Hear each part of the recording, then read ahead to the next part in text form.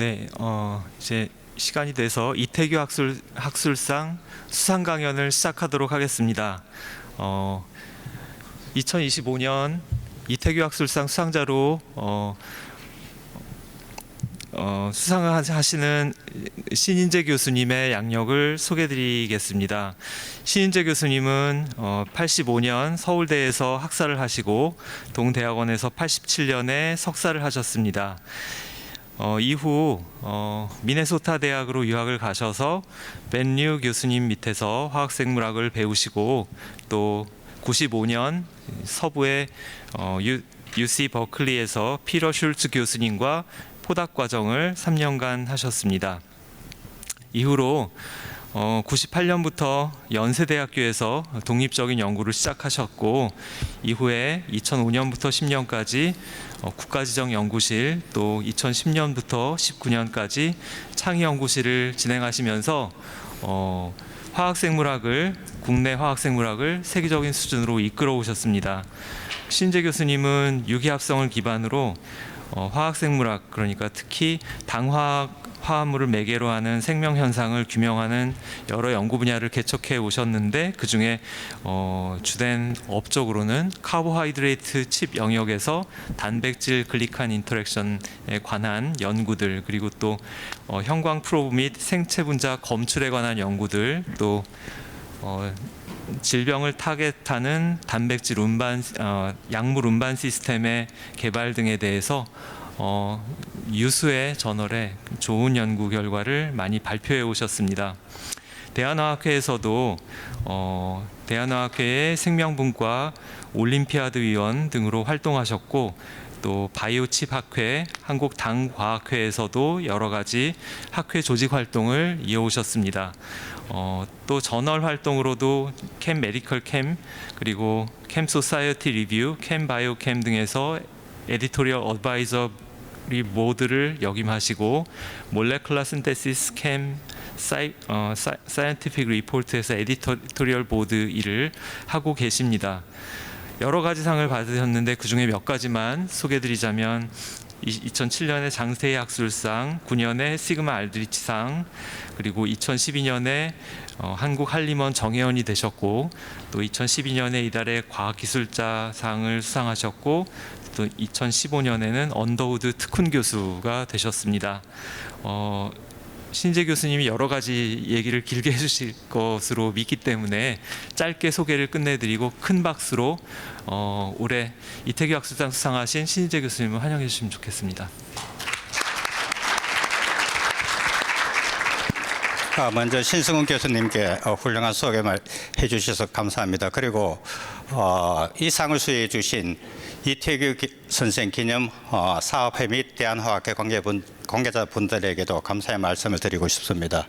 마지막으로 저희 연구실에서 저와 함께 아주 열심히 연구해 준 학생 및 연구원들에게도 이 자리를 빌려 감사의 말을 전하고 싶습니다. 제가 오늘 말씀드릴 내용은 초분자인 인공이온 운반체가 어떻게 생리 활성을 갖고 세포 내에서 작용하는지에 대해서 말씀드리도록 하겠습니다. 저는 이 분야를 초분자 화학생물학 해서 수프라 몰레큘러 케미컬 바이올로지라고 이름을 붙였습니다. 실제로 초분자는 지난 수십 년 동안에 2개의 노벨상을 수상할 만큼 중요한 연구 분야였습니다. 1987년에 초분자 화학의 기초를 확립한 3분의 화학자들에게 노벨 화학상이 수상되었는데 그 중에서 찰스 피럴슨이죠. 이 양반이 노벨상을 받고 한국에서 상당히 흥분을 했는데 이분이 1904년에 동네, 지금 부산이죠. 부산 출생입니다. 8살까지 국내에서 사시다가 고등학교 때까지 일본에서 학업을 했고 그 후 미국에 가서 학업을 계속했고 연구를 해서 노벨상을 받았습니다. 그래서 한국 출신 화학자가 노벨상을 받았구나 해서 그때 상당히 한국에서 흥분한 걸로 제가 기억하고 있습니다. 그 후 30년 후에 기계적 운동이 가능한 분자 기계를 개발한 3분의 화학자가 노벨 화학상을 수상했습니다. 이렇게 수프라몰레큘에 대한 연구가 오랫동안 지속되었지만 이들의 생리 활성 및 작용 기전에 대한 연구는 오랫동안 제한적으로 수행되었습니다. 초기의 연구는 천연물입니다. 박테리아에 의해서부터 생성된 2차 대산물인 프로디조신이라는 이 화합물이 HCR을 운반해서 캔서 세포를 죽인다는 연구가 수행되었는데 실제로 여기에서 클로라이드 이온 농도와 세포 사밀에 대한 상관관계에 대한 연구는 수행되지 않았습니다. 그리고 자세한 작용 기준 또한 수행되지 않았습니다. 저는 지난 한 15년 동안에 미국의 조나단 세슬러 교수와 호주의 필립 게일 교수와 더불어서 인공이온 수용체에 대한 작용 기준 및 생리 활성에 대한 연구를 수행했는데, 먼저 클로라이드 아이온 트랜스포러로서는 다이애마이드 스트레이트 캘릭스 피롤과 스쿼로마이드 화합물이 있고, 그 다음에 신세틱 포테슘 소듐 익스체인지로서는 헤미스피롤 앤드 스트랩트 캘릭스 피롤이 있습니다. 오늘 이 세 종류의 화합물에 대해서 얘기하도록 하겠습니다. 먼저 다이애마이드 스트레이트 캘릭스 피롤 화합물이 에파토시스, 즉 셀프 킬링이라 그러죠. 우리나라 말로는 세포 자멸사 혹은 세포 자살이라고, 저는 세포 자살이라고 하겠습니다. 세포 자살을 유발한다는 데 대한 연구입니다. 그 전에 먼저 생체 내의 세포의 이온 황상성은 실제로 생명체가 생존하는데 굉장히 중요합니다. 만약에 이온 황상성이 깨어지게 되면 다양한 질병에 걸리게 되어 있습니다. 특히 소듐과 클로라이드 같은 경우에는 세포 바깥에 100mm몰 이상 존재하고 세포 내부에는 10에서 20mm몰 정도 낮은 농도로 존재합니다. 반면에 포테슘 아이온은 세포 바깥에 수밀리몰, 안쪽에는 150mm몰. 그래서 포테슘은 소듐과 클로라이드와 반대되는 농도를 가지고 있다고 얘기할 수 있고, 중요한 이온 중에 하나인 칼슘은 이 세 종류의 이온에 비해서 월등히 농도가 낮습니다. 바깥에는 1.5mm몰, 안쪽에는 100나노몰. 그중에서 칼슘 아이온이 세포 내에 많이 존재하는 세포 속에 가는 소포체죠. ER에 특히나 많이 존재합니다. 이들 이온은 디퓨전, 즉 분산을 통해서 세포 안으로 들어가는 것이 아니고 반드시 이온 채널을 통해서, 다양한 이온 채널을 통해서 세포 안, 바깥으로 왔다 갔다 하는 걸로 알려져 있습니다.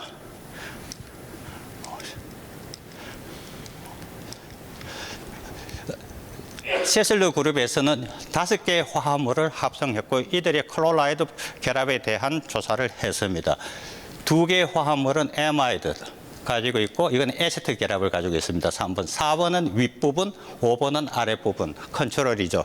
이 5개의 화합물을 NMR을 이용해서 클로라이드 결합 여부에 대해서 조사를 했습니다. 클로라이드가 결합하면은 H의 케미컬 시프트가 바뀌게 되죠. 이를 통해서 바이닝 하는지 안 하는지 조사한 결과 화합물 1, 2는 결합을 하고 3, 4, 5 결합을 하지 않습니다. 특히 3번이 결합하지 않는다는 것은 NH가 결합에 중요하다. 그리고 실질적으로 여기서부터 추론한 것은 에마이드 NH와 캘릭스 피롤의 NH가 하이드로젠 반딩을 통해서 결합하는 것이 아닌가라고 추정을 했고, 엑스레이 스트럭처를 통해서 본 결과 역시 클로라이드 내부에 NH를 통해서 결합을 하는데, 소듐은 바깥쪽 카보닐 악시전에 결합하긴 하지만 특별히 잘 정립된 결합 사이트가 있는 것은 아닙니다. 그러나 결합을 해야 되는 이유는 소듐과 클로라이드 차지 밸런스를 맞추기 위해서 반드시 클로라이드 근처에 소듐 아이온이 존재해야 됩니다.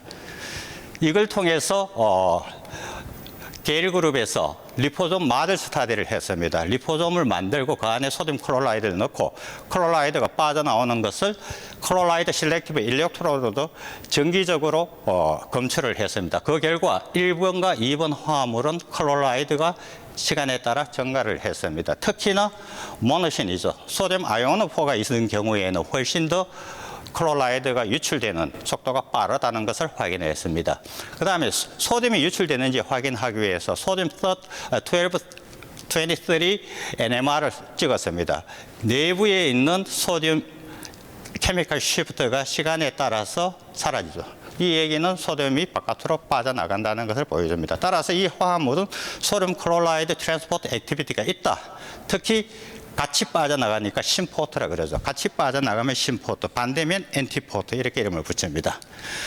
자, 이 결과를 바탕으로 해서 저희 연구실에서 세포 실험을 수행했습니다. 먼저 세포 내에 클로라이드 농도의 증가, 변화를 검출하기 위해서 클로라이드 프로브인 뮤턴트 YFP입니다. 이 옐로우 플로레센스 프로틴은 콜로라이드가 있으면 형광이 퀘인칭되는 걸로 알려져 있습니다. 따라서 형광이 줄어든다, 콜로라이드 농도가 높다 이렇게 얘기를 할 수 있죠. 이걸 발현시키는 세포의 각 트랜스포트를 처리했습니다. 해본 결과 1번과 2번 화합물은 시간에 따라서 콜로라이드 농도, YFP 형광이 확연하게 감소를 했습니다. 이 얘기는 콜로라이드 농도가 증가되어서 형광이 퀘인칭된 거죠.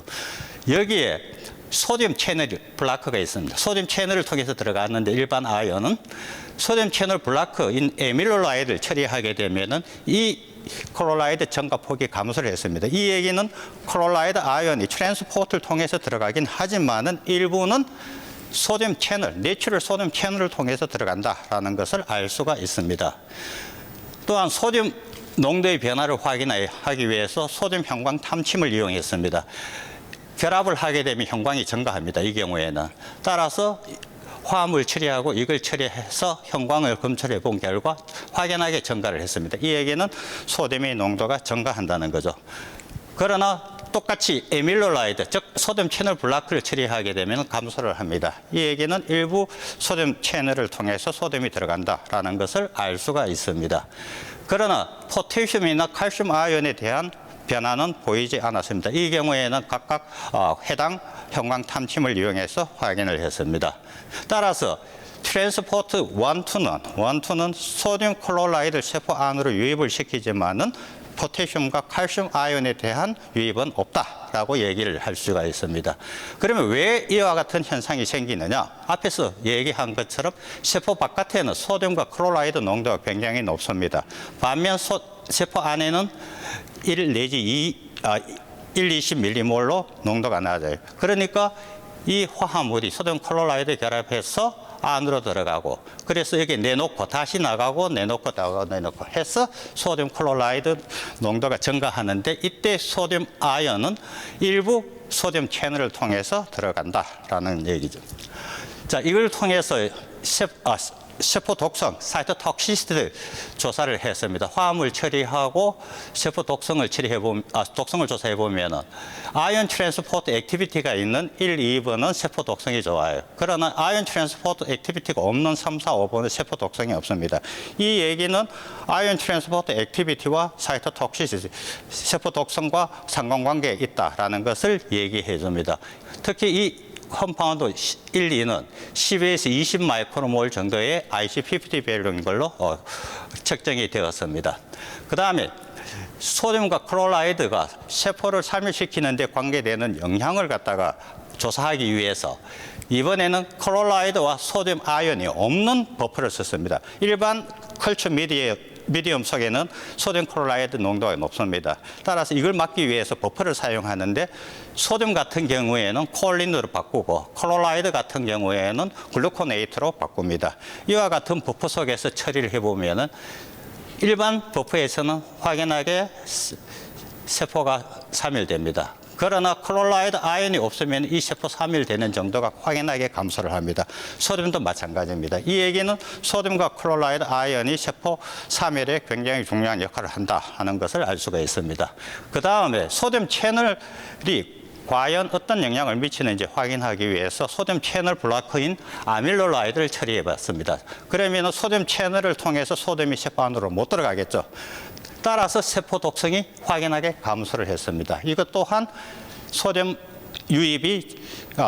채널을 통해서 소듐 유입하는 것이 중요하다라는 얘기를 보여줍니다. 실제로 세포 사멸에는 이 당시 연구입니다. 이 당시 2010년 초반이죠. 이 당시에는 크게 두 가지가 있습니다. 에파토시스, 니크로아시스라고 해서 두 가지가 있는데, 현재는 이것보다 훨씬 더 세분화된 세포 사멸 과정이 있지만 이 당시에는 이 두 가지가 메인이었습니다. 자, 에파토시스, 아까 얘기한 것처럼 세포 자멸사 혹은 세포 자살 혹은 프로그램드 셀 데스라고 그럽니다. 니크로아시스는 non-physiological process고 우리나라 말로는 세포 괴사라 그러죠. 괴사가 되었다. 세포 괴사입니다. 이 두 가지가 있는데 그 중에서 에파토시스는 특징이 있습니다. 에파토시스 과정이 일어나면 세포가 쭈그러들어요. 그래서 세포 사이즈가 줍니다. 그러다가 세포가 완전히 깨어져서 죽는 이 과정이 에파토시스이고, 따라서 세포의 크기가 감소하게 되어 있습니다. 이 세포의 크기는 팩스를 플로레센스 액티베이티드 셀 소팅 방법을 사용해서 크기를 측정할 수가 있습니다. 두 번째 중요한 것은 포스페티딜세린이라는 것이 생체막에 존재하는데, 이게 원래는 안쪽으로 존재합니다. 세포질 쪽으로 존재하다가 에파토시스가 일어나면 외부로 노출이 됩니다. 이게 굉장히 중요한 에파토시스의 과정 중에 하나인데, 외부로 노출된 포스페티딜세린은 여기에 결합하는 에닉신5라는 단백질이 있는데, 이 단백질에 형광물질을 붙입니다. 그러면 에닉신5가 세포 안으로는 못 들어가고 세포 바깥에 노출된 포스페티딜세린을 결합하게 되죠. 따라서 결합하면 형광이 증가합니다. 이걸 통해 가지고 포스페티딜세린이 세포 바깥으로 노출된 것을 확인할 수 있습니다. 또 하나의 에파토시스의 중요한 과정 중에 프로세스 중에 하나가 마이토콘드리아 멤브레인에 막 전이가 존재합니다. 그러나 에파토시스가 일어나면 마이토콘드리아가 깨어지고, 그 때문에 막 전이가 상실하게 됩니다. 이 전이가 상실되어지는 것은 형광물질은 JC1 다이를 사용해서 확인할 수가 있습니다. 그 다음에 에파토시스가 일어나면 DNA 파편화가 일어납니다. DNA 파편화는 DNA 젤을 이용해서 결정을 할 수가 있습니다. 이와 같은 특징을 토대로 해서 화합물 1, 2가 에파토시스를 야기시키는지 안 시키는지 조사를 했습니다. 먼저 포스페티딜세린이 원래는 세포 사이토졸 쪽으로 존재하다가 에파토시스가 일어나면 이게 바깥쪽으로 노출됩니다.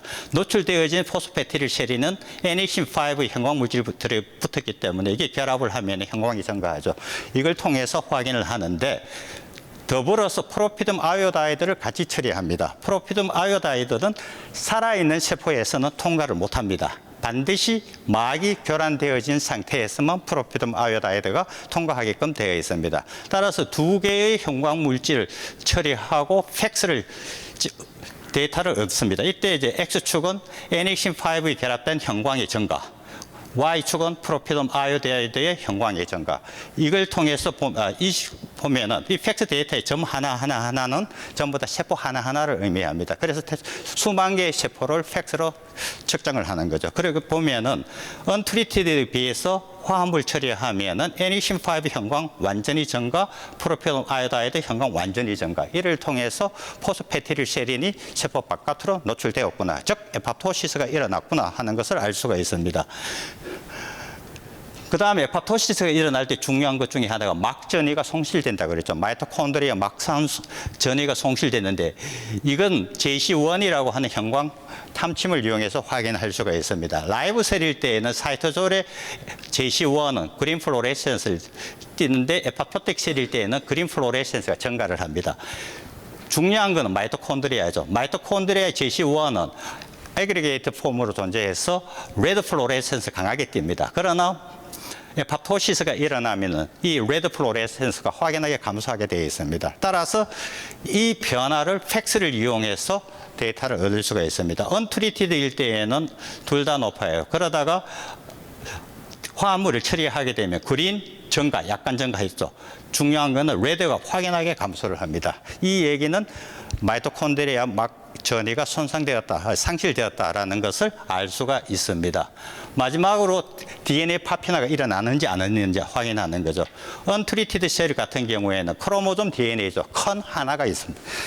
보입니다. 그러다가 화합물 처리하게 되면 깨어지니까 깨어지는 것들이 형광으로 디텍션하게 되면 이렇게 작은 파트 쪽에 많이 밴드가 보입니다. 이걸 통해 가지고 DNA 파편화가 일어났구나. 그래서 이 결과를 다 통틀어서 결론을 내리는 것은 화합물 1, 2가 에파토시스를 유발한다 하는 겁니다. 그러면은 에파토시스 과정에는 크게 두 가지가 있습니다. 보통 이제 마이토콘드리아에서 일어나는 게 인트린식 에파토시스라고 얘기하는데, 이게 일어나면은 외부 마이토콘드리아 막이 투과화 혹은 손상이 됐다 그러죠. 손상이 됩니다. 이렇게 외부 마이토콘드리아 막이 손상이 되면은, 마이토콘드리아는 두 개의 막이 있죠. 외부, 내부 막이 있습니다. 그 사이에 단백질이 많이 존재하는데, 막간 단백질이 이 막이 손상된 걸 통해서 바깥으로 빠져나옵니다. 빠져나올 때에 사이토크롬 C가 빠져나오면은 이 사이토크롬 C는 프로캐스페이즈 9 FAP1이라는 단백질과 이렇게 컴플렉스를 이룹니다. 이렇게 컴플렉스를 이루면은 프로캐스페이즈 9이 일부 절단이 되어서 액티브한 캐스페이즈 9이 만들어집니다. 활성화된 캐스페이즈 9은 프로캐스페이즈 3를 일부 절단을 해서 활성화된 캐스페이즈 3를 만들고, 활성화된 캐스페이즈 3가 핵으로 들어갑니다. 핵으로 들어가서 여러 가지 작용을 통해서 세포 사멸을 야기시킨 이 과정이 캐스페이즈 디펜던트 에파토시스입니다. 반면에 막간에 있는 AIF, 에파토시스 인듀싱 팩터가 사이토졸에 빠져나오고, 빠져나온 이것이 반드시 핵에 들어가서 여러 가지 작용을 합니다. 이로 인해서 세포가 사멸되는 것을 AIF mediated caspase independent apoptosis라고 합니다. 그러면은 화합물 1, 2가 이 과정 또는 이 과정 또는 둘 다를 통해서 세포를 죽이는지 안 죽이는지 확인할 필요가 있죠. 그래서 확인을 해봤습니다. 먼저 이제 캐스페이즈 의존적 에파토시스가 일어나면 아까 말씀드린 것처럼 마이토콘드리아 막간에 있는 사이토크롬 C가 사이토졸로 빠져나오고, 이로 인해 가지고 캐스페이즈 3가 액티브 폼으로 바뀌고, 액티브한 캐스페이즈 3가 액티브한 캐스페이즈 9이 캐스페이즈 3로 바꿉니다. 그럼 이 캐스페이즈 3가 핵으로 들어가서 여러 가지 작업을 하는데, 그 중에 하나가 파프라고 하는 단백질을 절단하는 역할을 합니다. 그러면은 이것을 조사를 하는 거죠. 이를 조사하기 위해서 항체를 이용해서 해당 단백질을 검출할 수 있는 기술, 이게 웨스턴 블랏 어널리시스죠. 항체를 이용해서 각 단백질의 수준을 조사를 해봤습니다. 먼저 이제 마이토콘드리아 같은 경우에는 마이토콘드리아를 분리를 합니다. 사이토졸하고 마이토콘드리아 분리하고, 분쇄 후 각각을 웨스턴 블랏 하면은 마이토콘드리아 안에 있는 사이토크롬 C, 사이토졸에 있는 사이토크롬 C 알 수 있죠. 보시다시피 사이토졸에 있는 사이토크롬 C의 레벨이 증가한다는 것을 알 수가 있습니다. 또한 이로 인해 가지고 캐스페이즈 3가 액티브한 폼을 바뀌죠. 그래서 프로캐스페이즈 3가 절단이 되어서 캐스페이즈 3가 만들어진다는 것을 확인할 수 있고, 파프 또한 클리비지된 폼이 나온다는 걸 확인할 수 있습니다. 이를 통해서 캐스페이즈 의존적 에파토시스를 야기시키는구나.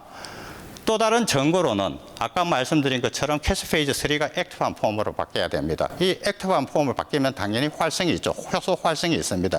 이 효소 활성을 측정하기 위해서 크로모제닉 캐스페이즈 3 7 서브스트레이트 사용하면은 이 에마이드 결합을 절단을 하면은 나이트로 아닐린이죠. 나이트로 아닐린이 빠져나오고, 이렇게 되면은 나이트로 아닐린의 UV 업저번스 405에서의 UV 업저번스가 증가를 합니다. 따라서 405 나노미터에서 UV 업저번스를 측정하면은 캐스페이즈 활성을 조사할 수 있죠.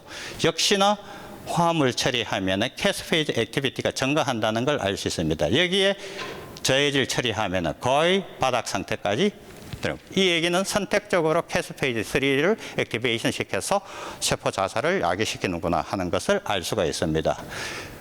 다른 한편으로서 이번에는 캐스페이즈 비의존적 에파토시스입니다. 이 경우에는 AIF가 반드시 핵으로 들어가야 된다고 그랬죠. 핵으로 들어가지 않으면 이 과정이 일어나지 않습니다. 따라서 핵으로 들어가는지 안 들어가는지 확인하기 위해서 이번에는 핵과 사이토졸을 분리를 합니다. 분리해서 각각 분리된 걸 분쇄를 하고 AIF 항체를 이용해서 측정을 해본 결과 뉴클리어스에 있는 AIF 밴드 거의 안 보이죠. 즉 핵에는 들어가지 않는다. 또 다른 한편으로서 이번에는 세포를 항체를 이용해서 형광으로 검출하는 이뮤노사이토 케미스트리를 했습니다. 핵을 스태닝하는 다피를 사용하고 컨트롤로, 그다음 AIF 엔티바디를 쳐면은 핵의 AIF가 과학 형광이 안 보입니다. 이 얘기는 AIF가 핵으로 들어가지 않는다. 따라서 화합물 1, 2는 AIF를 통해서 세포 자살을 야기시키는 것은 아니라는 것을 보여줍니다. 세포 자살이 일어나면 일반적으로 ROS, 활성산소종이 만들어집니다. 이 활성산소종이 형성되어지는지 안 되는지 확인하기 위해서 활성산소종인 형광 탐침입니다. 이 형광 탐침을 이용해서 측정하면은 농도 의존적, 시간 의존적으로 ROS 생성이 증가된다는 것을 확인할 수가 있었습니다. 다른 한편으로 pH, 사이토졸에 있는 pH의 변화를 측정해 봤습니다. 실제로 이건 지금은 할 필요가 없습니다. 그러나 앞서 말씀드린 것과 같이 프로디조신이라는 내추럴 프로덕트가 HCl을 운반해서 캔서 세포를 죽인다는 얘기가 이미 나와 있었기 때문에 우리도 혹시라도 프로톤의 농도가 증가해서 pH가 떨어지는 것이 아닌가 싶어서 했는데 실제로 그게 틀렸어요. 근데 지금 보면 틀렸지만 그 당시에는 몰랐기 때문에 그 실험을 한 거죠. 해보면은 pH 변화가 없습니다. 그래서 pH를 낮추어서, 즉 프로톤의 농도가 높아서 세포를 사멸시키는 것은 아니라는 것을 확인할 수가 있었습니다.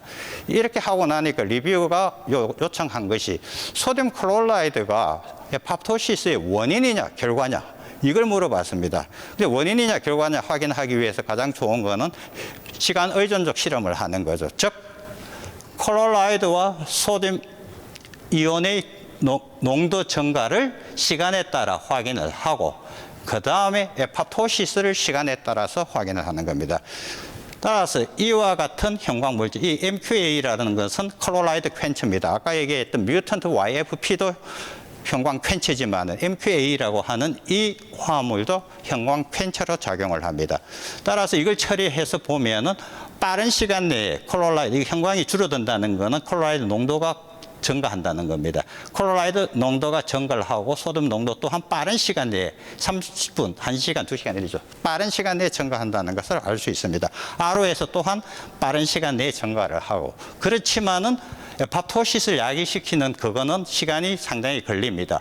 이걸 확인하기 위해서 에팝토시스의 가장 중요한 과정 중에 하나가 아까 말씀드린 것처럼 포스페티딜세린이 세포 바깥에 노출이 돼야 된다 그래서 노출된 걸 NXin5로 검출을 했습니다. NXin5의 형광이 증가되는 거, 이거 언트리티드죠. 형광 증가가 되는 걸 보면은 6시간 되면은 한 10%, 그 다음에 8시간 되면 한 20% 이런 식으로 증가를 합니다. 즉 6시간 후에나 에팝토시스가 야기되어진다. 이 얘기는 이게 원인이고 이게 결과라는 것을 보여줍니다. 자, 이를 통해서 소듐 클로라이드 트랜스포터가 소듐 클로라이드를 증가를 시키고 ROS를 제너레이션 시키고 이를 통해 가지고 캐스페이드 의존적 에파토시스를 야기시킨다.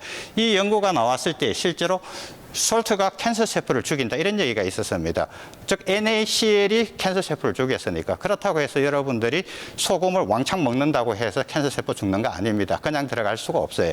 그렇기 때문에 그렇게 하면 안 되고 그렇지만 결과론적으로는 솔트가 캔서 세포를 죽인다라고 얘기를 했습니다. 자, 두 번째 토픽으로서는 이 스쿼러마이드입니다. 이 스쿼러마이드 컴파운드가 동일하게 에파토시스는 유발하지만은 그 중에서 하나인 컴파운드입니다. 이 화합물은 오토파지, 셀프 이팅, 우리나라 말로는 자가 소화 작용이라 그러죠. 자가 소화 작용을 제시킨다 하는 결과입니다. 먼저 이 스쿼러마이드, 요 펑셔널 그룹이죠. 이 스쿼러마이드가 클로라이드, NH하고 클로라이드하고 결합을 하는 요로와 같은 엑스레이 스트럭처를 보여주었고 이를 통해서 둘, 넷, 여섯, 스쿼러마이드 한 개, 스쿼러마이드 한 개, 두 개, 한 개, 두 개, 스쿼러마이드 한 개, 두 개, 세 개. 그래서 한 개, 두 개, 세 개인 6개의 화합물을 합성을 해서 이들의 소듐 클로라이드 액티비티를 측정을 해봤습니다. 먼저 리포솜 마를 스타디를 통해 가지고 클로라이드가 빠져나오는 것을 클로라이드 실렉티브 일렉트로드를 사용해서 검출을 했고 그 결과 3번, 5번, 6번 꽤 잘 빠져나옵니다. 4번은 그보다 약하지만 빠져나오고 7번, 8번은 거의 일어나지 않습니다. 이번에는 소듐 아연이 유출되는지 확인하기 위해서 N23NMR을 측정해 본 결과 내부에 있는 소듐 이온 농도 변화가 없습니다. 즉 스쿼러마이드는 앞에 나온 캘릭스피롤 화합물과 다르게 클로라이드 트랜스포트 액티비티는 있지만은 소듐 아이온 트랜스포트 액티비티는 없다라는 것을 알 수가 있습니다. 자, 이를 바탕으로 해서 세포 실험을 수행했습니다. 동일해요. 동일하기도 이건 좀 빨리 가도록 하겠습니다. 첫 번째 클로라이드 아이온 농도의 변화를 측정하기 위해서 아까 말씀드린 뮤턴트 YFP를 세포에다가 발현시키고 형광의 변화를 측정해 보면 형광 감소. 형광이 감소한다는 것은 클로라이드 이온 농도가 증가한다는 얘기죠. 그래서 증가. 4번은 약해요. 7, 8번 없습니다. 그리고 여기에다가 소듐 채널 블라크인 에밀로라이드를 쓰게 되면은 이 클로라이드 증가 폭이 감소를 한다. 아까 말씀드린 것처럼 이 화합물은 소듐 아이온을 그 트랜스포트 할 수 있는 액티비티가 없으니까 이거는 소듐 채널을 통해서 들어가는구나 하는 것을 알 수가 있습니다. 이번에는 소듐 아연 농도의 변화입니다. 이 형광 탐침을 이용해서 확인했고 증가, 약간 증가 없습니다. 그리고 에밀로라이드 치면 확인하여 감소. 이걸 통해서 똑같이 소듐 아연은 소듐 채널을 통해서 세포 내의 소듐 농도를 증가시킨다 하는 것을 알 수가 있습니다. 그러나 포테슘과 칼슘 아연 농도의 변화 주어진 2시간 동안에는 변화가 없습니다. 그럼 왜 그러냐?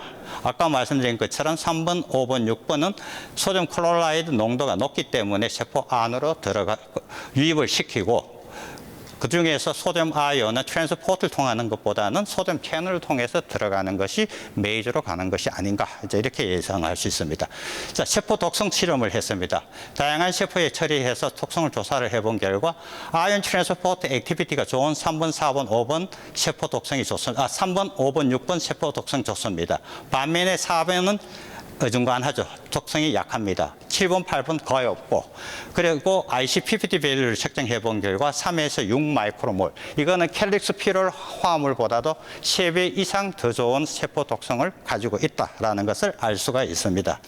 그 다음에 이제 소듐과 클로라이드가 세포를 사멸시키는 데 대한 영향을 조사하기 위해서 동일하게 버퍼를 사용했는데 이때 버퍼는 앞서 버퍼 사용한 거는 HBSS라는 버퍼입니다. 행스 밸런스드 버퍼인데 HBSS라는 버퍼인데 이번에는 힙스 버퍼를 사용했습니다. 결과론적으로 말씀드리면 힙스 버퍼가 앞서 사용한 HBSS 버퍼보다 월등히 낫습니다. 그 이유는 세포를 버퍼에서 키우게 되면 18시간 정도를 배양을 하거든요. 그러면 버퍼가 세포 독성이 있습니다. 세포가 죽어나가요. 그래서 세포 독성이 없는 버퍼가 좋은 거죠. HBSS보다는 힙스 버퍼가 세포 독성이 훨씬 적습니다. 그래서 그 앞에 실험은 2013년에 나온 거고 2017년이니까 시간이 지나면서 우리 지식이나 그 테크닉이 임프루브 된 거죠. 그래서 바꿨습니다. 힙스 버퍼를 사용하면 세포 독성이 거의 없고 그러다가 화합물 처리하면 뚝 떨어집니다. 그리고 클로라이드 프리, 소듐 프리를 버퍼에서 사이토톡시시티를 보면 거의 독성이 없어요. 이 얘기는 소듐 클로라이드가 세포에 들어가서 세포를 사멸시키는구나 하는 것을 알 수가 있습니다. 똑같이 에밀로라이드, 즉 소듐 채널 블라커의 영향을 보면 세포 독성 확연히 감소가 되어집니다. 그 다음에 이 화합물이 에파토시스를 유발하나 안 하나 확인하기 위해서 앞서 한 방법을 씁니다. 먼저 이제 포스페티딜세린이 세포 바깥으로 노출되는지를 애니킨5를 이용해서 조사를 해보니까 증가를 했고 그 다음에 마이토콘드리아 막 전이도 손상이 일어난다는 것도 산성이 된다는 것도 또한 확인을 했습니다. 이번에는 팩스를 이용해서 세포 전반적인 크기를 조사할 수가 있습니다. 팩스를 이용해서 조사해 본 결과 사이즈가 감소한다는 거 확인했습니다. 즉 세포 스링키지 쭈그러드는 그 현상이 보이고 DNA 프래그멘테이션이 보입니다. 실제로 이 데이터를 잘 얻으면 레드, 사다리꼴로 데이터가 나오는데 이게 얻기가 쉽지 않습니다. 앞서는 쭉 끌려 나왔는데 이 경우에는 아까 말씀드린 것처럼 테크닉이 조금 나아져서 이렇게 이쁘게 데이터를 얻을 수 있었는데 이렇게 레드꼴로 나오면 퍼펙트합니다. 그래서 에파토시스를 야기시킨다는 것을 확인을 했고 그 다음에 한 거는 캐스페이즈 의존적 에파토시스이냐 아니냐 이걸 확인하기 위해서 사이토크롬 C가 사이토졸로 나오고 캐스페이즈 3가 생기고 파프가 클리브리 되는지를 항체를 이용해서 확인해 본 결과 이 프로세스가 일어나는구나 하는 것을 알 수가 있었습니다. 그 다음에 캐스페이즈 3의 활성 증가를 조사하기 위해서 아까 말씀드린 크로모지닉 서브스트레이트 처리해서 405나노미터에서 UV 흡수를 증가를 보니까 UV 흡수가 증가가 되었습니다. 이 얘기는 캐스페이즈 3의 액티비티가 있구나 하는 것을 알 수가 있습니다. 그러나 캐스페이즈 비의존적 에파토시스 과정은 일어나지 않았습니다. 즉 AIF가 핵으로 들어가야 되는데 핵으로 들어가는지 안 들어가는지 확인하기 위해서 핵과 사이토졸을 분리를 해서 항체를 이용해서 조사해 보면 핵에 있는 AIF 거의 없습니다. 또한 형광으로 이미지를 얻어도 세포 핵에는 AIF가 존재하지 않습니다. 이 얘기는 AIF 비의존적 AIF가 관련되는 에파토시스는 일어나지 않는다는 얘기를 보여줍니다. 그 다음에 이게 소듐 클로라이드 증거가 원인이냐 에팝토시스의 결과이냐 이걸 확인하기 위해서 타임 디펜던트 스터디를 했는데 먼저 소듐 클로라이드 유입을 각각 형광 물질을 통해서 확인해 본 결과 아주 빠른 시간 내에 보면서 빠른 시간 내에 증가된다는 걸 확인할 수 있습니다. 그 다음에 에팝토시스를 유발하는 과정을 확인하기 위해서 이번에 두 가지 방법을 썼습니다. 하나는 마이토콘드리아 막 전이가 손상되는지 안 되는지, 두 번째는 포스페티딜 세린이 나오는지 안 나오는지 이 과정 두 가지를 조사를 했습니다.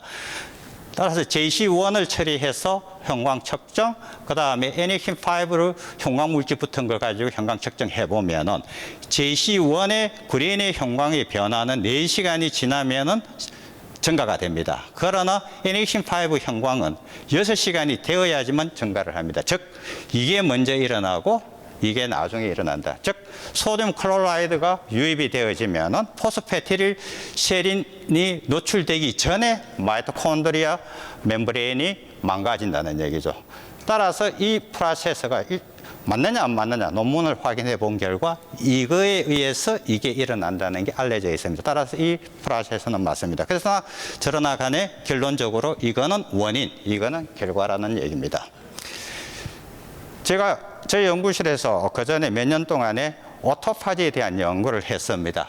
셀프 이팅 프로세스라 그러죠. 그죠? 자기 소화 작용이라 그러죠. 셀프 이팅 프로세스. 그래서 2012년에는 리뷰 페이퍼, 캠 소사이티 리뷰에 오토파지에 대한 리뷰 페이퍼를 했었습니다. 따라서 오토파지에 대한 연구를 하고 있었기 때문에 이들 트랜스포터가 오토파지에 영향을 주는지 안 주는지 궁금해서 한번 확인해보라, 학생하고 확인해보라라고 했습니다.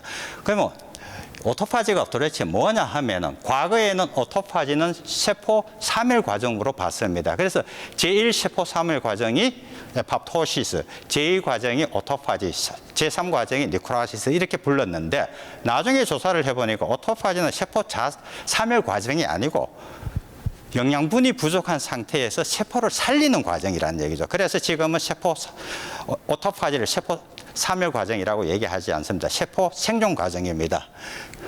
이게 저희 연구를 이걸 할 때 2016년에 마무리되어서 2017년에 논문이 나왔는데 마침 그때 노벨 생리의학상을 오토파지로 수상이 되었어요. 그래서 사실 이것 때문에 영향을 받은 것도 있습니다. 이미 노벨상을 받았으니까 거기에 대한 연구가 다른 사람들한테 관심을 가졌고 그게 아마 또 네이처 케미스트리 논문에 나간 이유 중에 하나가 아닌가라고 저도 생각을 하는데 어쨌든 오토파지에 대한 연구를 수행했고 이 오토파지 과정을 간단하게 설명을 하면은 파고포라고 해서 손상되거나 망가진 세포 소기관 혹은 단백질을 감쌉니다.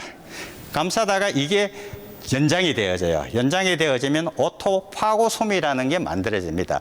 이 오토파고솜이 만들어지면은 라이소솜, 이 라이솜이 세포 소기관 중에 소화작용을 하는 세포 소기관이죠. 이 라이소솜에는 100가지 이상의 가수분해 효소가 존재해서 이 가수분해 효소가 생체 분자들을 다 절단을 해서 에너지로 만들거나 혹은 다른 빌딩 블록을 만들어내는 그런 작용을 하는 게 라이소솜인데 이 라이소솜이 융합을 해서 오토라이소솜을 만듭니다. 아시다시피 라이소솜은 pH가 낮아요. 5 이하입니다.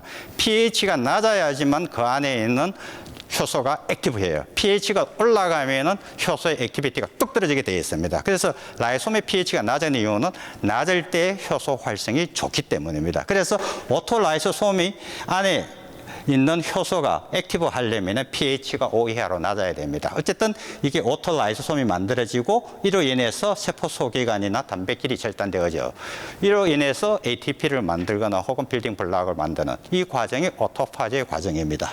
자, 이 오토파지 과정을 디텍션하기 위해서 가장 일반적으로 사용하는 두 가지 방식이 있는데 복잡하기 때문에 간단하게 얘기하도록 하겠습니다. 잡는 두 가지 방법은 관여되는 단백질 중에서 LC3라고 하는 단백질이 있고 P62라는 단백질이 있는데 이 단백질의 수준을 조사하는 겁니다. 수준을 조사했을 때에 LC3 증가하지만은 P62가 감소를 하면은 오토파지를 유발시키는 과정이고 LC3 레벨이 증가, P62도 증가를 하면은 오토파지 과정을 저해하는 과정. 그래서 설명은 여기에 있지만은 간단하게 그렇게 얘기하도록 하겠습니다. 이거 하나로만 가지고 오토파지 저해냐 유발이냐 얘기하는 거는 또 문제가 있으니까 한 가지 더 방법을 씁니다. 한 가지 더 방법은 LC3 단백질에 레드 플로레센스 프로틴, 그린 플로레센스 프로틴을 융합을 시킵니다. 이 융합을 시키면은 RFP, GFP의 특징이 있습니다. 일반적으로 로다민도 마찬가지지만 레드 플로레센스 프로틴은 pH 의존적이지 않습니다. 즉 pH와 상관없이 형광이 잘 나옵니다. 플로리신 같은 경우에는 pH가 낮아지면 형광이 뚝 떨어지죠. 플로리신이 특징입니다. 그린 플로레센스 프로틴도 마찬가지로 pH가 낮아지면 형광이 떨어집니다. 따라서 이걸 레이시오메트릭하게 측정을 하게 되면은 오토파지가 유발되었는지 제외되었는지 알 수 있습니다. 왜 그러냐? 오토라이소솜이 생기면 아까 말씀드린 것처럼 라이소솜의 효소에 대한 작용이기 때문에 pH가 5 이하로 떨어집니다. 이렇게 pH가 5 이하로 떨어지면은 그린 플로레센스 프로틴 형광이 퀸칭이 되죠. 레드 플로레센스 프로틴은 그대로 유지가 됩니다. 따라서 두 개를 측정하면은 오토파지 이니비트를 처리하면은 이게 망가지니까 그린, 레드 형광 둘 다 나옵니다. 그러나 오토파지 인듀스가 되고 오토라이소솜이 생기면 pH가 낮아지니까 레드 플로레센스 프로틴은 그대로 유지되는 반면에 그린 플로레센스 프로틴의 형광이 완전히 감소합니다. 따라서 손쉽게 오토파지를 야기시키는지 제외시키는지 알 수가 있습니다. 자, 이걸 통해 가지고 화합물 3, 4, 5번 에파토시스를 유발하는 세 개의 화합물을 컨트롤 화합물입니다. 아주 잘 알려져 있는 토린1이라고 하는 오토파지 인듀스, 베피로마이신 A1이라고 하는 오토파지 이니비터를 처리를 해서 확인을 해보니까 놀랍게도 3번.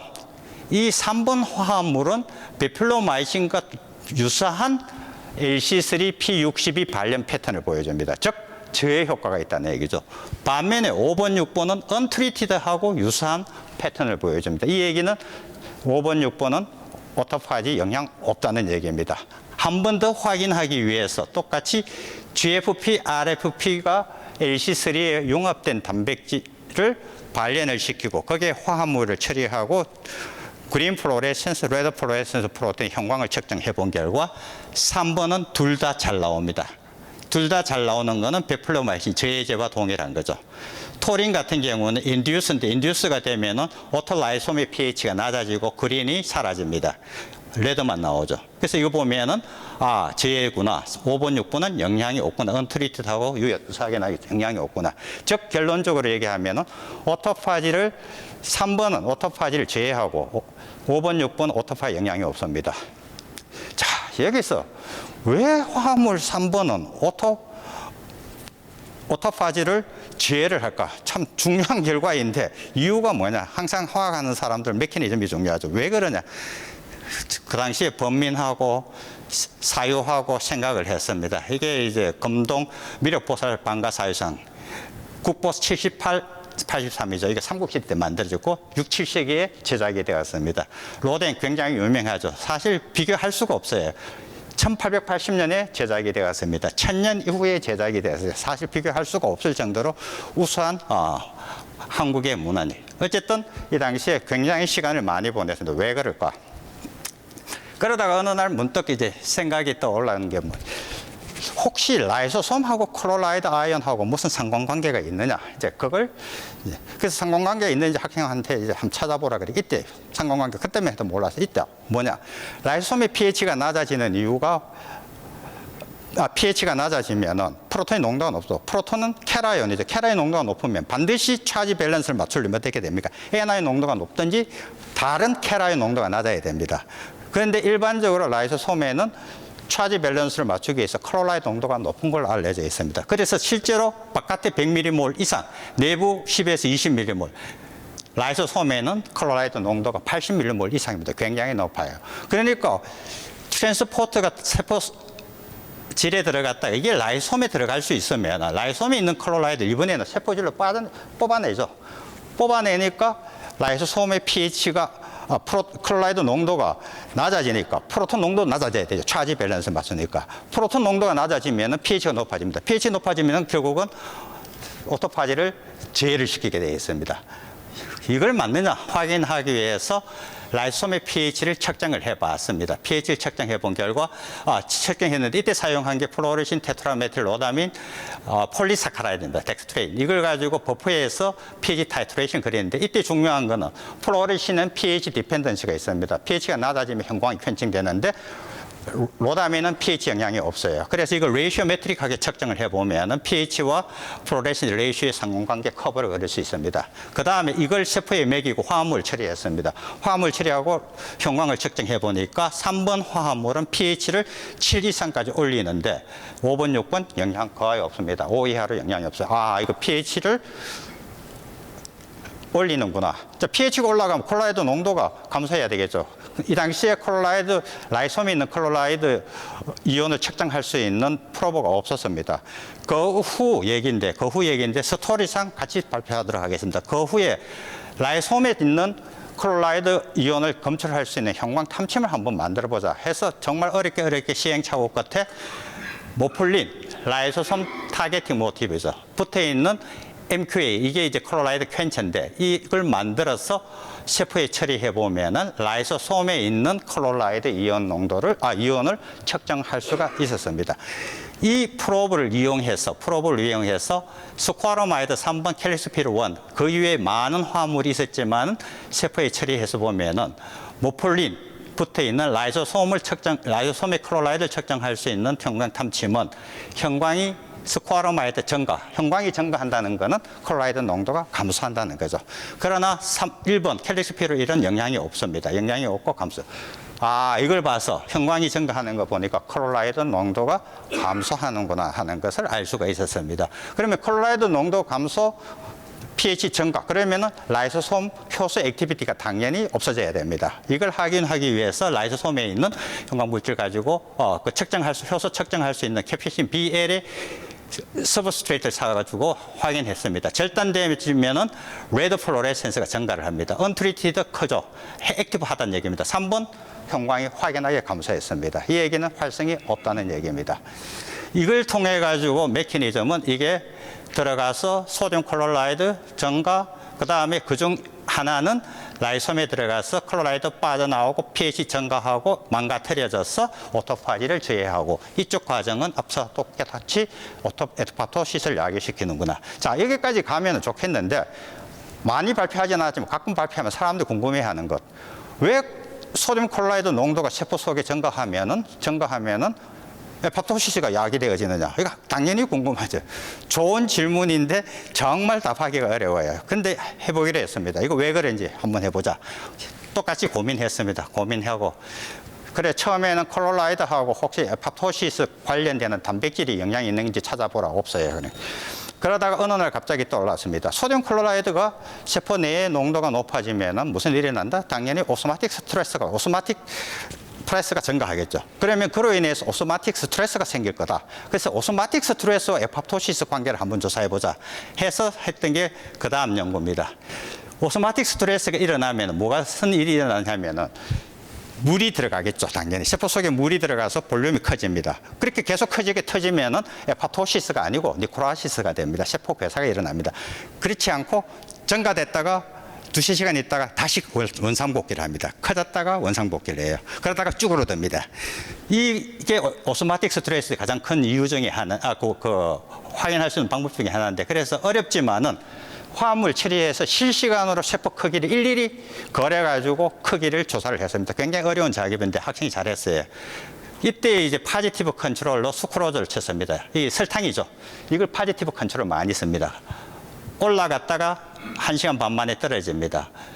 아이온 트랜스포트 치면은 올라갔다 떨어집니다. 이게 오소마틱 스트레스를 야기시키는구나. 실제로 클로라이드 아이온이 없으면은 증가 안 일어나죠. 안 일어납니다. 있을 때는 올라가고 없어요. 또 하나 오소마틱 스트레스 큰 이유,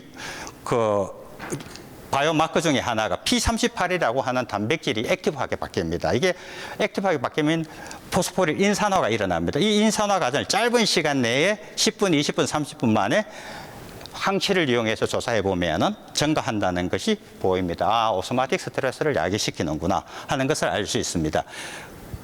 그 다음 과정 굉장히 복잡하지만은 간단하게 다 풀었습니다. 자, 소듐 클로라이드 트랜스포트가 증가를 하면 오소마틱 스트레스를 야기시키고 오소마틱 스트레스를 야기시키면은 BRX가 컴플렉스가 만들어집니다. 이로 인해서 P38이 빠른 시간 내에 활성화되어집니다. 이로 인해서 PIP2, 포스페티딜이노시틸 다이파스페이트가 포스폴라이페이즈 C에 의해서 절단이 되어져서 다이아실 글리세롤이 나오고 IP3가 나옵니다. 이 다이아실 글리세롤이 프로틴 카이네이즈 C를 활성화시켜서 녹스, 굉장히 유명하죠. ROS를 제너레이션 시킬 수 있는 단백질입니다. 이에서 ROS가 만들어져서 만포가 생겨서 滴滴해서 이래요. 다른 한편으로 이렇게 가지만은 오토파지를 저해해서 세포를 사멸시키는구나 하는 것을 모든 과정을 제제 최소한 2개씩 처리해서 확인을 했습니다. 자, 한 2분이면 될 것 같아요. 2분. 자, 마지막으로 이제 소듐 포테슘 익스체인지에 대한 얘기입니다. 아까 말씀드린 것처럼 바깥에는 소듐과 클로라이드 농도가 높고 안쪽에는 포테슘 아연 농도가 높습니다. 이걸 익스체인지 할 수 있는 인공 운반체가 있을까? 디자인을 하는데 기본적인 건 이겁니다. 반드시 켈아연이 바인딩 하려면 N아연이 있어야 됩니다. 그래서 N아연은 클로라이드 농도가 높으니까 클로라이드를 결합할 수 있는 파트죠. 그 다음에 소듐이나 포테슘을 결합하는 파트가 있는데 세포 바깥에는 포테슘 농도가 높으니까 소듐 농도가 높으니까 소듐이 결합을 합니다. 이게 세포 안으로 들어가면은 세포 안에서는 포테슘 농도가 높으니까 포테슘 소듐이 익스체인지가 일어나죠. 이게 빠져나오면은 이번에는 바깥에는 소듐 농도가 높으니까 소듐 포테슘이 익스체인지 일어납니다. 이렇게 되면은 세포 안에는 포테슘 농도가 감소, 소듐 아연 농도가 증가. 그러니까 익스체인지가 일어나죠. 이걸 기반으로 해서 이렇게 헤미스피럴랜드 스트랩트 캘릭스 피롤 화합물을 합성을 했습니다. 자, 합성해 본 결과 포테슘 소듐 클로라이드 결합을 엑스레이로 보면은 밑에 캘릭스 피롤 파트에는 클로라이드, 위의 파트는 소듐이나 포테슘이 결합한다는 것을 알 수가 있습니다. NMR 스타디를 통해서 동일하게 조사를 해 본 결과 포테슘 클로라이드 결합을 합니다. 3번 더 결합을 하고 합니다. 그런데 클로라이드가 없으면 어떻게 되느냐? 클로라이드를 이번에는 PF6로 익스체인지 시켰습니다. 그러면은 클로라이드 아이온이 없으니까 켈아연은 소듐 포테슘 바인딩 안 하겠죠. 실제로 NMR 보면 변화가 하나도 없습니다. 즉 클로라이드 아이온이 포테슘 소듐 바인딩에 에센셜하다는 것을 알 수가 있습니다. 동일해. 그래서 NMR을 가지고 혹은 계산을 통해서 바인딩 어피니티를 대충 봤습니다. 그러나 이 결과가 세포하고 일치하는 것은 아닙니다. 자, 그 다음에 이제 리포솜 통해서 소듐 포테슘 익스체인지를 이번에 조사를 했습니다. 이 경우에는 안쪽에 포테슘 클로라이드 농도를 높이고 바깥쪽에는 소듐 클로라이드 농도를 높입니다. 컨트롤로 클로라이드 대신에 글루코네이트를 씁니다. 글루코네이트는 전혀 관계가 없는 N아연이죠. 그 다음에 포테슘 이번에 일렉트로드를 써서 포테슘이 유출되어지는 것을 시간에 따라 따라가 봤습니다. 트랜스포트 농도에 따라서 포테슘이 빠져나오는 게 굉장히 빠르죠. 여기서 클로라이드를 글루코네이트로 취한을 하면은 빠져나오는 속도가 거의 바닥입니다. 그러나 클로라이드가 있으면 굉장히 빠르죠. 그래서 이 경우에는 포테슘 클로라이드가 반대로 움직이죠. 이걸 이름하여 엔티포트라고 그러죠. 엔티포트 메커니즘을 통해서 운반하는구나 알 수 있습니다. 세포 실험을 통해서 포테슘 감소, 소듐 증가라는 것을 확인을 할 수 있을 거예요. 칼슘과 클로라이드 농도 변화 거의 없습니다. 그 다음에 이번에는 클로라이드 아이온 영향을 조사하기 위해서 이번에 클로라이드가 없는 버퍼와 있는 버퍼를 조사를 해보면 클로라이드 아이온이 있으면 포테슘 이온 농도가 감소를 하고 소듐 증가를 합니다. 그러나 클로라이드가 없으면 포테슘이나 소듐 바인딩 못하죠. 따라서 익스체인지 액티비티가 없습니다. 보면은 거의 바닥으로 갑니다. 세포 독성 조사를 했고 세포 독성이 대충 10에서 20 정도 나옵니다. 세포 독성 조사를 했고 에팝토시스를 야기시키나 안 시키나 조사를 해본 결과 에팝토시스를 야기시킨다는 거 확인을 했습니다. 그 다음에 오토파지 혹시 영향이 있나 없나? 당연히 없을 거라고 생각했어요. 왜? 저게 클로라이드 이온하고 관계가 없으니까 없을 거라고 생각했는데 역시나 화합물 처리하면 언트리티드하고 동일한 GFP, RFP 형광을 보여줍니다. 이 얘기는 오토파지에 영향이 없다. 그 다음에 오소마틱 스트레스 영향이 있느냐 없느냐. 처음에 이 실험을 하기 전에 포테슘, 소듐 취한이 되니까 교환이 되니까 당연히 세포 내에 이온 농도 증가 없죠. 그러니까 오스모틱 스트레스 안 일어날 거라고 생각한 거죠. 해보면은 역시나 화합물 처리해도 안 일어납니다. 수크로즈 파지티브 컨트롤은 일어나는데 그 다음에 마크인 P38이 포스포릴레이션 되는 거 조사해도 오스모틱 스트레스는 없습니다. 즉, 저 화합물은 에파토시스만 야기시키고 오토파지 영향 없고 오스모틱 스트레스는 아닙니다. 그러면 무슨 과정에 의해서 세포를 죽이느냐? 조사를 했죠. 포테슘 클로라이드가 바깥에서 바인딩하고 들어갔다가 이게 포테슘과 소듐이 익스체인지가 일어납니다. 이게 빠져나가고 다시 포테슘과 소듐이 익스체인지 되면 세포 내부는 포테슘 아이온 감소, 소듐 아이온 증가. 이로 인해서 알려진 것이 소포체의 스트레스를 받고 소포체의 스트레스를 받아서 세포가 사멸된다는 거. 이 과정을 일일이 다 저희들이 확인을 했습니다. 자, 지금까지 연구에서 첫 번째 연구는 고성균 박사가 수행을 했습니다. 두 번째 스쿼라마이드는 박승현 백경화 학생이 했고 세 번째 메커니즘 포테슘 소듐 익스체인지 연구는 박상현 학생이 했고 현지영 박사는 MK 모폴린 즉 라이소소말 클로라이드 아연을 측정하는 걸 했습니다. 그리고 이 연구는 조나단 테슬러와 필립 게일 교수하고 연구를 같이 수행을 했습니다. 마지막 1분만 해. 제가 그동안 10개월 동안에 한국에서 생물유기화 혹은 화학생물학 강의를 거의 30년 가까이 했는데 교재가 없어서 굉장히 어려워요. 전 세계적으로 교재가 없습니다. 한국만 없는 게 아니고. 그러다 보니까 이거 화학생물학 혹은 생물유기화학 강의에 도움되고 학생이 학습하는데 도움이 되고자 지난 10개월 동안에 정말 고3같이 작업을 해서 교재를 만들었습니다.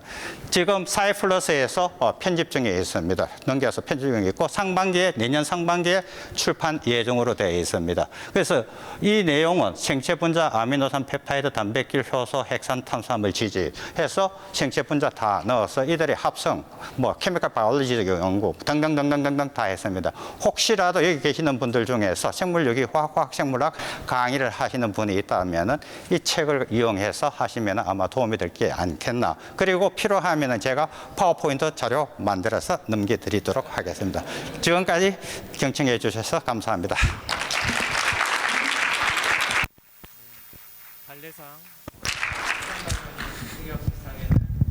질의응답이 없습니다. 그러면은 다시 한번 이태규 학술상을 수상하신 신은재 교수님께 큰 박수로 인사드리겠습니다.